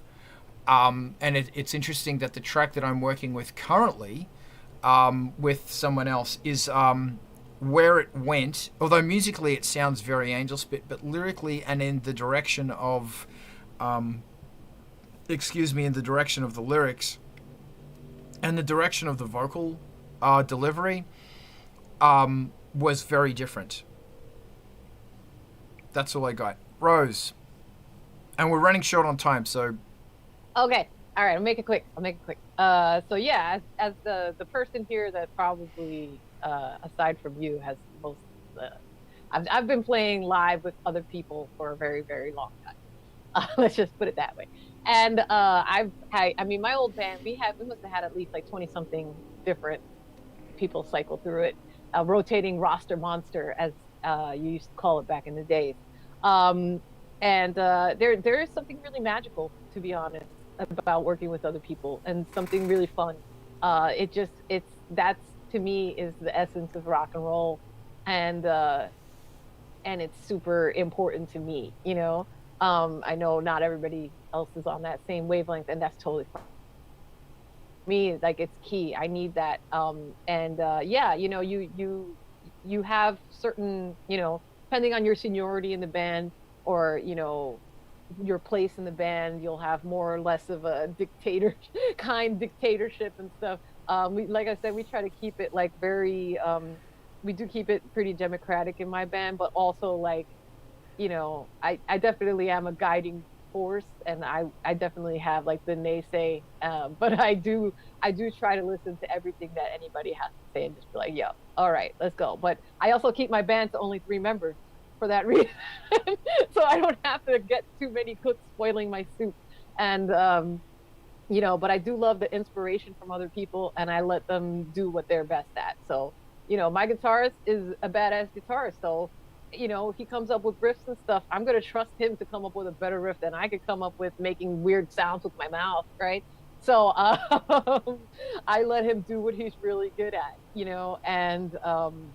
and I just, try to plant my suggestions in as kind a way as I can, and just listen. That's really being able to listen and being able to pause and wait for other people to share their opinions is really important when you're working with other people. And if you're in a situation where it's your act and then you're, having somebody else come in or whatever, then that's really just a work for hire. That's like a, studio person, you know what I mean? Is just going to follow your directions and stuff. But you have to accept the fact that if you're going to call yourself a band, then you got to treat them like a band and give them the opportunity to do what they are good at, and to bring their flavor to your sound. And it's a really fun adventure and journey to enjoy, letting that person be a part and letting them have their voice in it and stuff. And I love it. That's what gets me going. I like that interaction, and I like that feeling of like, oh my God, all these parts came together and now we rock. It's just like, yes, there is nothing more triumphant than all of your ideas gelling together and coming out with this fucking badass song. You're like, oh my God, we all fucking put our things into it, and we all have like these different influences and stuff, whether it's metal or growing up listening to rap, or what I mean. All of these different things come in. My bassist is into Japanese visual kei, you know what I mean? So he puts his own style and like the more intricate bass lines and stuff like that, and I love it. I love that soup of everybody's influences, and I feel the loss of it if I am the only person steering that boat.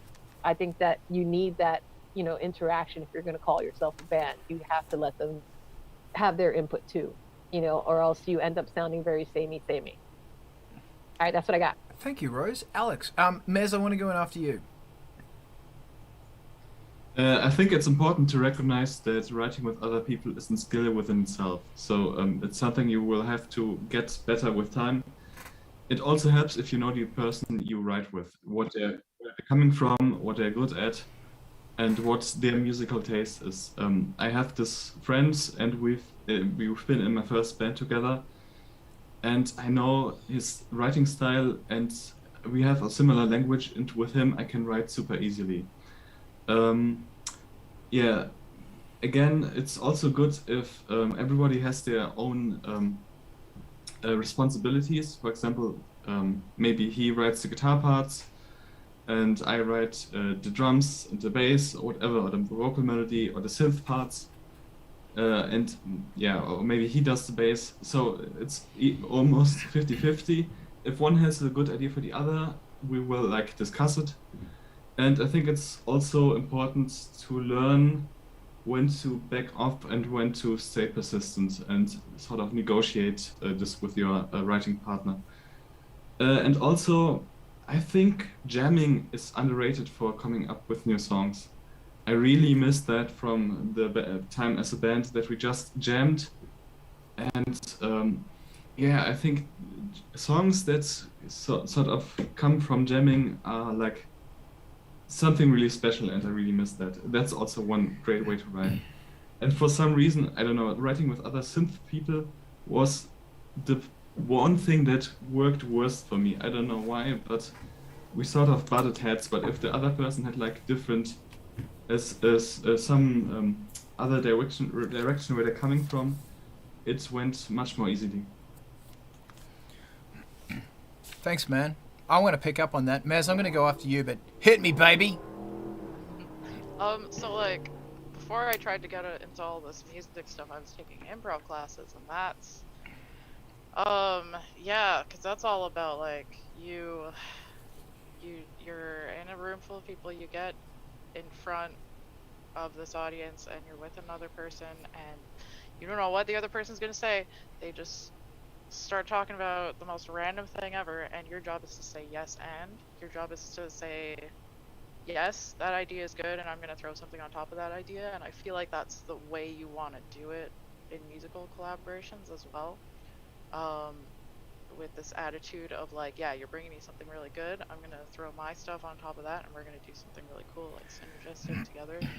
And I feel like there's a lot of bands out there that are like mainly two people, that it's just like a conversation between two people, and then like whether it's a live performance or whatever, there's more people and stuff thrown on top of that, but like the songs are coming from this conversation. And I'm really fascinated by that, because I've spent like my whole life just being a really isolated person, and like it would be like a dream to like find someone that I could just like hang out with and like jam musically together. And I like it's really tough right now, because like the ideal thing to do would be to go to a show and find that, but shows aren't really happening. So it's, yeah, that's what annoys me about working alone, is that like I just get in my own head, and I'd rather like have a musical conversation, because like I've had moments of jamming with a band before, and it's just this really magical thing of like you're just doing this little repeating part, and then someone throws something on top of that, and it just turns really exciting, and it's like it's the most awesome thing. But yeah, so I'm just like trying to navigate that, because like it's fun. It's literally playing. You're like playing with people when you're having a conversation, when you're jamming, going back and forth, and like it's just a fun thing to do. Yeah, that's what I got. Thank you. You have to be careful that the person that you choose to work with has the same work ethic as you, because working with somebody, no matter how gifted they are, if they're really lazy and you're really hard driven, you're going to be disposing of a body. And the same the other way around. If you're really relaxed and laid back, and they're really driven and really hardcore, you're going to drive each other crazy. Doesn't matter how good they are. And I would actually put the working ethic above talent. Because if you're not matched with the working ethic, this ain't going to work. It's a marriage. Oh my God, it really is. Watch Disney's, Peter Jackson from New Zealand just put out a thing called The Beatles on Disney TV. Rob, I need you to comment on my New Zealand accent. And it's really good that he talks about the Beatles. And it's great, because you watch these amazing people, and I'm telling you, you watch it and you will go club Team Ringo all the way. Everybody, George Harrison, little bitch. John fucking lazy pants Lennon doesn't do a fucking thing. Yoko Ono is sitting behind him this whole time, vibing him, going, you better work, you motherfucker. You better fucking work. Because Yoko Ono is one of the hardest working artists you'll ever meet. Just pointing it out. Paul McCartney, yeah, I'll do it. But who's up there all the time, watching and ready? Ringo. Fucking Ringo. Ringo kept the Beatles together. It was Ringo. Anyway, jamming's great. Jamming is having a conversation in the language of music. So you have to find people who have a similar understanding to your language of music, or can come down to your level. Did I actually say that? Or you can go down to them. You can match their level. because if someone starts fucking plinking out jazz and you're going, I just want something in the key of D, shit might not be working. One of the best situations I had was when I was at uni in music. I learnt how to jam, and I hated it, and I was such a stick in the mud. But looking back, it was the best experience to learn to speak the language of music with each other. People who are into electronic music don't know how to jam. You got to learn it. You got to learn it by playing the blues. You got to learn it. This is the art of rock and roll, and so many people don't have this art. It's yes and, but we're using notes here. We're using our fingers. A lot of people don't have that in electronic music. Like, oh my God, the stories I could tell. But man, when I was at university, like I remember I was in this band and we had a jam session, this 4-hour jam session, and we wrote an entire album in that time because everybody was listening to what people were saying. They were listening to the space and the silence. And if it was appropriate, they'd fill it, or they'd just leave it the fuck alone. They knew when to talk and when to listen and when to talk along with someone. And these fundamental things of jamming, yeah, man, I'd fucking love that so much. That's why I love jamming with Ryan, because Ryan is a jazz musician who knows about the art of music. The guy's got a black belt in rock and roll, and it's like, great. That's all I got. Rose? All right, back from the rock trenches over here. Really strong points by everybody. Having the right attitude is super important. Like, it's so, I've had people that had personalities that were too dominant, that like really clashed, that were just like pushing and really just made Sorry to interrupt. Rose, when you're done, Oh can my you throw it? goodness. Yeah, that's Shaya. She's just letting me know she's bored. Can you throw it to Alex, and then Alex throw it to Eric? I'll be back. I will do that. Yeah, no problem. So, poor kitty. I'm sure it has a bowl full of food, but the middle is empty, and like, I love it.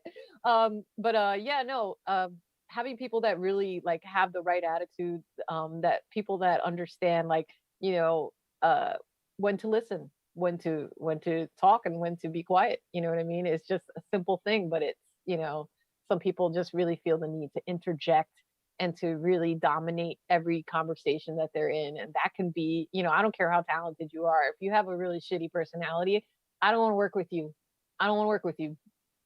Out of here. You know what I mean? Like, toxic people, like, no, I don't care. You could be the best musician that I've ever heard in my damn life, and I will give you the damn boot right out that room. You know what I mean?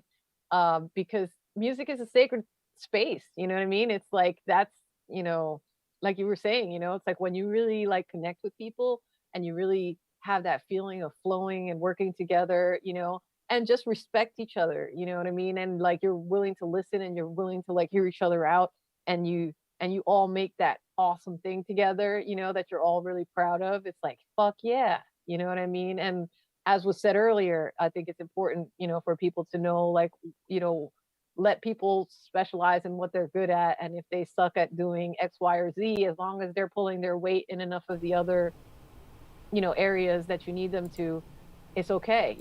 Like, my bassist is a really like introverted person. So he's not going to be the person that's like networking, and you know what I mean? I don't send him out to do stuff like that. I send them out to write badass bass lines. That's it. That's his job.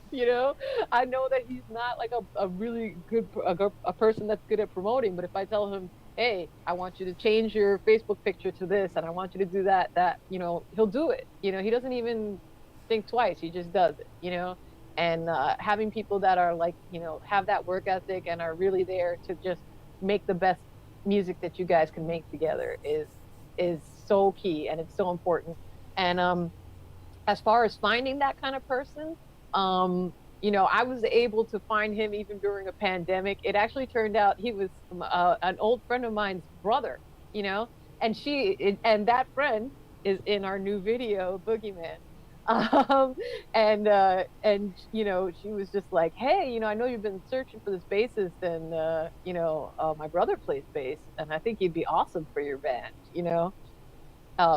And I was just like, yeah, of course I want to meet him, especially if he's related to you, because I love you, you know what I mean? And he just ended up being the perfect fit after all of these terrible auditions. It was so bad. It was like the flakiest of all auditions. And this was, I was just like, come on, like I've had flaky auditions before, but I mean, people were canceling the same day, you know what I mean? So I think putting it out there that you're looking for somebody, especially once you actually have material that you've created, you're going to find and you're going to connect with those people. And you just have to keep trucking and doing what you're doing.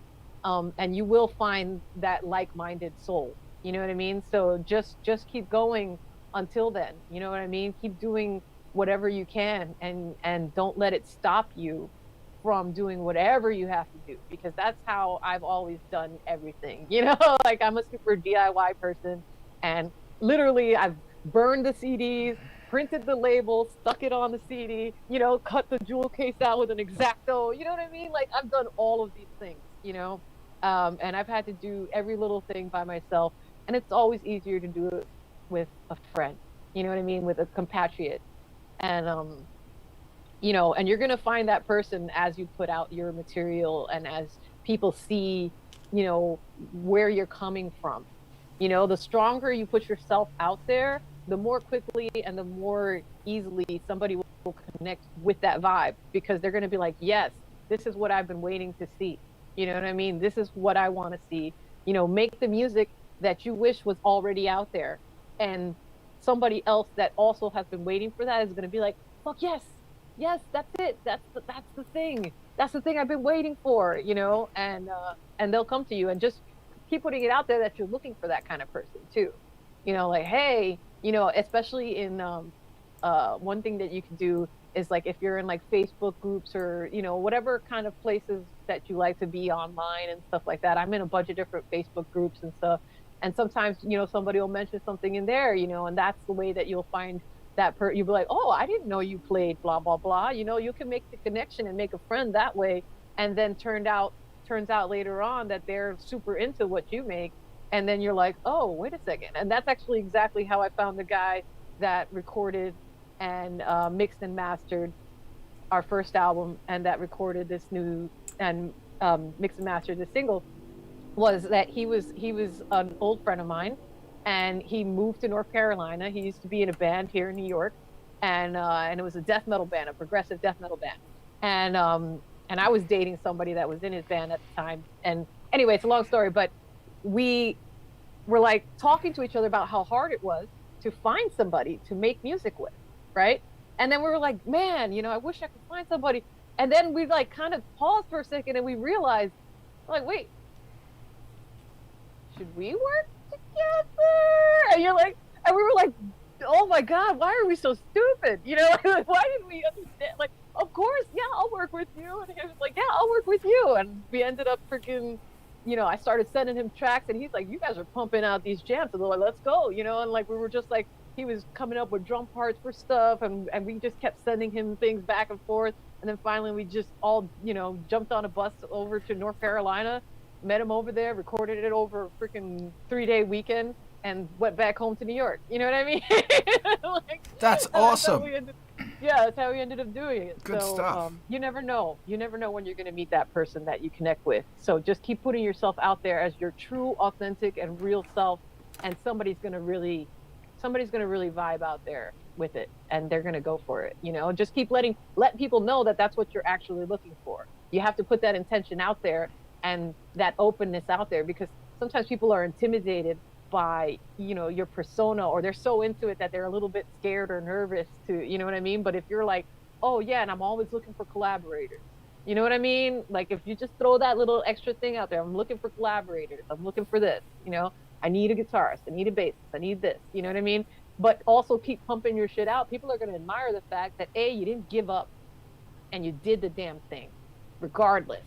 You did it with whatever you fucking had around. You scraped it together out of junk, and you made something fucking cool. You know? So that's what I got. Awesome. Thank you, Alex. And we are running really low on time. Go. Okay, really quickly. I think if you're collaborating with somebody who does electronic stuff, it's also important not to get into each other's frequency spectrums. because especially with synthesizers, that happens really quickly. It also happens with like some guitars, because they have like so many strings and maybe octaver pedals, and so that they're also sort of fighting with the bass. And I think sometimes for the overall mix, it would be better if the guitars wouldn't be so low. But it's sometimes really hard to convince guitarists of that, because they're sort of in their own field and don't realize that. So you have to watch out that you don't go into each other's frequency spectra. Thank you, Alex. That's a huge conversation. We should fucking jump into that. Guitars versus synthesizers. It's whoever has the best spandex. But Eric, tell me your thoughts. I don't have the best spandex, so I don't know if I would be in that. Great points what Carl was saying before. I never really thought about this until you said that. Was a lot of electronic musicians don't know how to jam, and I grew up as a guitar player and got into electronic stuff later, and it is different. But Julius, back to like everything too, like what you were talking about, and I think it's actually a really good idea to. I've never actually started a band with somebody. I mean, we tried as kids and stuff, but usually it was always a jam session of like, hey, you play this and I play this. Let's just get together. And I think that's a better way to start, maybe if you were looking at collaborating with people. And it's tough nowadays with obviously the pandemic and getting together and jamming. But if there's online stuff, find somebody that like your friends or whatever and just jam and see what comes of it. Because sometimes you're not going to have chemistry and sometimes you are. And it, like we were saying before too, some people just don't mesh musically. Like Carl was saying, communication, music is a language, and sometimes you're not on the same page with stuff. And there are different levels. I've jammed with great jazz musicians before, and I'm not a jazz musician, and I'm lost. I'm like, I don't know what's going on. And it's just like you feel uncomfortable, so it could be discouraging as well. So try to find people within that know you and your music maybe, and jam around with them and see what you can find. Fantastic. Thank you, everyone. This has been amazing. My mind is blown. My cat is inspired. She was singing before, as you heard. Diana, let's right on over to MTV TV. And same time next week here. 9 a.m. LA time, 12 o'clock New York time. Is it 6 o'clock in Germany? 6 o'clock in Germany. Let's raid. Let's go to MTV TV and let's find out about a new amazing band that we're just going to throw ourselves into, and it's going to be like the best thing in the galaxy. You rock. Bye, bye, bye, bye.